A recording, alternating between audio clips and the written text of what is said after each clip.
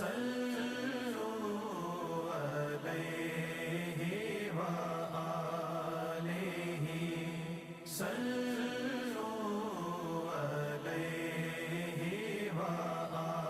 علی رضی اللہ عنہ نے بیان کیا، کہا کہ ہم بقیع غرقد میں ایک جنازے کے ساتھ تھے، اتنے میں رسول اللہ صلی اللہ علیہ وسلم تشریف لائے اور بیٹھ گئے، ہم بھی آپ کے ارد گرد بیٹھ گئے۔ آپ کے پاس ایک چھڑی تھی جس سے آپ زمین کریدنے لگے۔ پھر آپ صلی اللہ علیہ وسلم نے فرمایا کہ تم میں سے کوئی ایسا نہیں یا کوئی جان ایسی نہیں جس کا ٹھکانہ جنت دونوں جگہ نہ لکھا گیا ہو، اور یہ بھی کہ وہ نیک بخت ہوگی یا بدبخت۔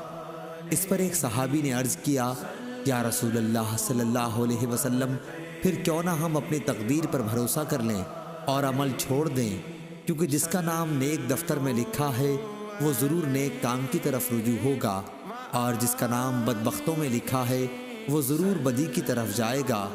حضور اکرم صلی اللہ علیہ وسلم نے فرمایا کہ بات یہ ہے کہ جن کا نام نیک بختوں میں ہے ان کو اچھے کام کرنے میں ہی آسانی معلوم ہوتی ہے، اور بدبختوں کو برے کاموں میں آسانی نظر آتی ہے۔ پھر آپ صلی اللہ علیہ وسلم نے اس آیت کی تلاوت کی، فَأَمَّا مَنْ أَعْطَى وَاتَّقَى۔ صحیح بخاری حدیث نمبر 1362۔